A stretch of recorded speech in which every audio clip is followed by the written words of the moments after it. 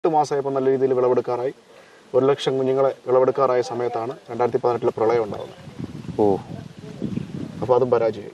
പ്രളയത്തിൽ കംപ്ലീറ്റ്, അതായത് നമ്മൾ ഈ നിൽക്കുന്ന സ്ഥലം വരെ വെള്ളം വന്ന് പൗൾട്രി 10,000 കോഴി ഉണ്ടായിരുന്നു, കംപ്ലീറ്റ് കോഴി പോയി, മീനും പോയി. വീണ്ടും പ്രതിസന്ധി വീട്ടുകാർ സപ്പോർട്ട് ചെയ്യുന്നുണ്ട്, കൂട്ടുകാരെല്ലാം ഇതായി. അങ്ങനെ എന്നെ ആ സമയത്ത് ഇങ്ങോട്ട് ആരും കൊണ്ടുവന്നില്ല. കാരണം ഈ വെള്ളം കയറി കിടക്കുന്നതുകൊണ്ട് അവരിത് കാണണമെന്ന് വിചാരിച്ചിട്ട്. ഒരു 10 ദിവസം കഴിഞ്ഞ് ഞാൻ ഈ നിൽക്കുന്ന സ്ഥലത്ത് വന്ന് തീറ്റയിട്ട് കൊടുത്ത് നോക്കിയപ്പോഴത്തേന് കുറച്ച് മീനുകളുണ്ട്. ആ മീൻ ഒരു വിളവെടുപ്പ് ഉത്സവം തന്നെ നടത്തി. ആ മീൻ നമ്മൾ പിടിച്ച് അന്നൊരു 3 ലക്ഷം രൂപയുടെ മീൻ ഞാൻ കൊടുത്തു കഴിഞ്ഞപ്പോഴത്തേനെ എനിക്ക് പിന്നെ കൂടുതൽ പ്രചോദനം കിട്ടി. സജീവമായി തന്നെ ഇതിലേക്ക് ഇറങ്ങി. 2020 അത് കോവിഡ് കാലഘട്ടത്തിൽ ഞാൻ 3 ജില്ലയിൽ മീൻ സപ്ലൈ ചെയ്തു.